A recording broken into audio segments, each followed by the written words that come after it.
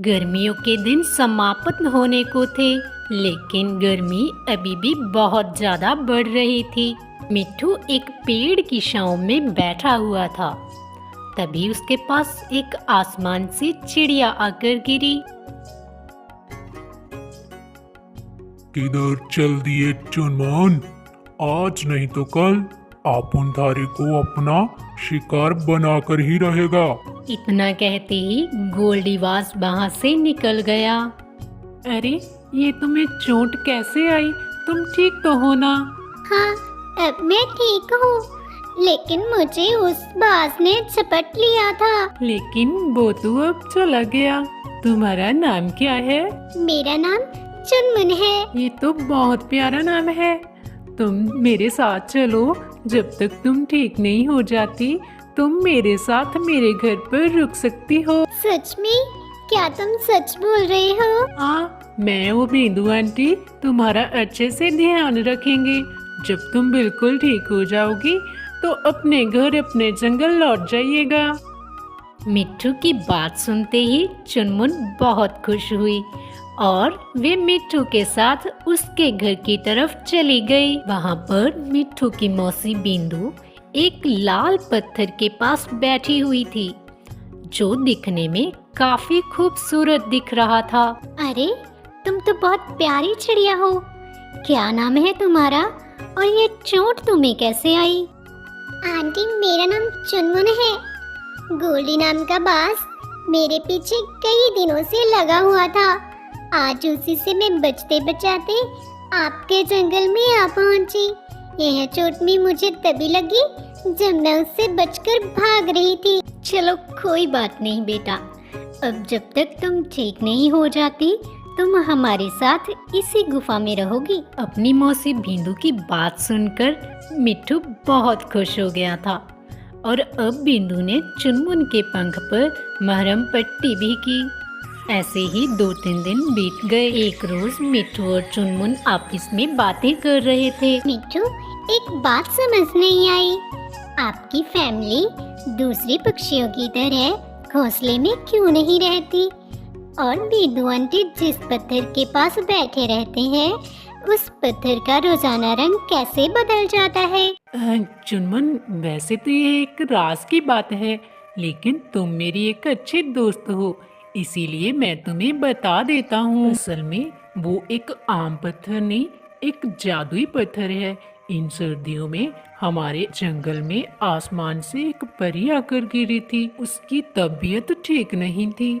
उसकी सेहत ठीक करने के लिए हम सभी जंगल वासियों ने मिलकर उसको संजीवनी बूटी खिलाई थी। वो जब ठीक हो गई थी उसने जाने से पहले हमें ये पत्थर दिया था और कहा था कि गर्मियों के दिनों में यह पत्थर एक नया रंग रोज बदलेगा और 10वें दिन जब यह पत्थर नीले रंग का हो गया तो हमें हमारे जंगल में ये झरना है ना, उसके पास टीले पर हमें इसको रख देना है। उसके बाद सूरज की किरण जब इस पर पड़ेगी तो सूरज से आने वाली तपिश बहुत सी कम हो जाएगी, जिससे ये होगा हमारा जंगल गर्मियों में ठंडा और सर्दियों में गर्म रहेगा। अरे वाह मिट्ठू, फिर तो यह पत्थर बहुत काम की चीज है। हाँ चुनमुन, इसकी हिफाजत करने की वजह से ही हम इस गुफा के अंदर रहते हैं।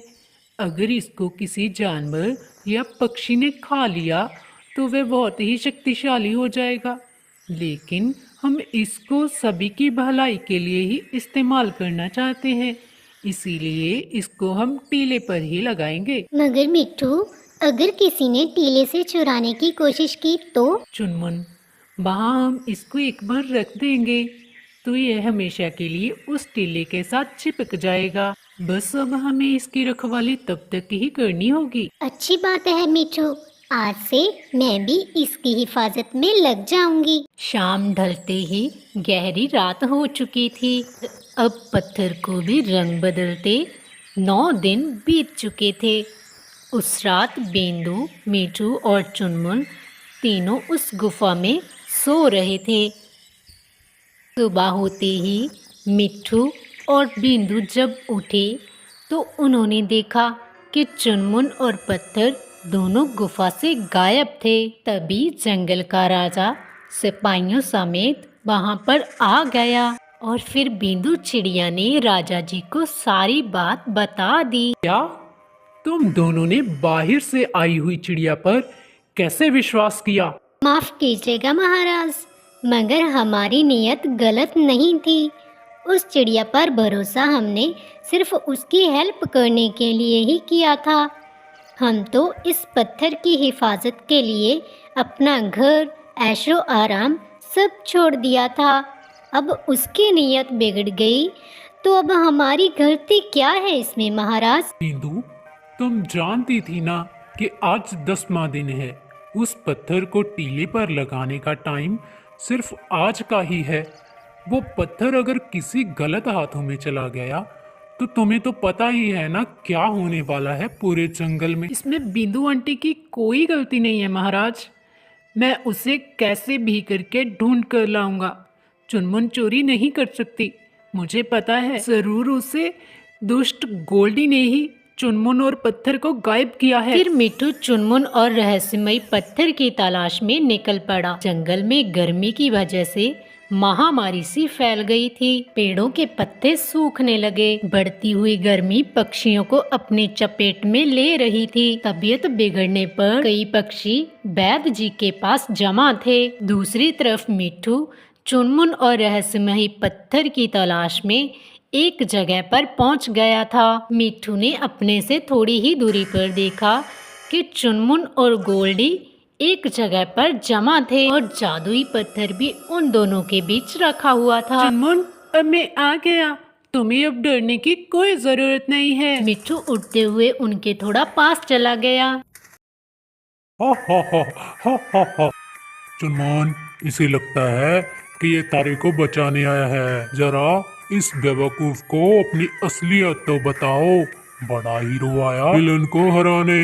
हा हा हा हा हा हा हा हा हा हा हा। मिट्टू, मैं और गोल्डी एक दूसरे के दुश्मन नहीं हैं। उस दिन मैंने जो भी किया था वो सिर्फ एक ड्रामा था। मुझे बस अपनी तबीयत खराब करने का बहाना बनाकर तुम्हारे घर में घुसना था और वो पत्थर इस गोल्डी को लाकर देना था। इसका मतलब राजा जी सही बोल रहे थे, तुम एक धोखेबाज हो। तुम पर हमने भरोसा करके ठीक नहीं किया। हा हा हा हा। बहुत हो गया बे। अब थारा ड्रामा खत्म। अब डायलॉग के साथ साथ थारा काम भी खलास। गोल्डी ने मिट्टू को चोंच मार मार कर घायल कर दिया। उसके बाद रस्सी के साथ उसे बांधा और अब रहस्यमयी पत्थर की तरफ बढ़ने लगा। चुनमुन, चुनमुन, इसे रोको। यह पत्थर हमारे जंगल के लिए एक वरदान है। हमारे जंगल के पक्षी जानवर बहुत ज्यादा परेशान हैं गर्मी से।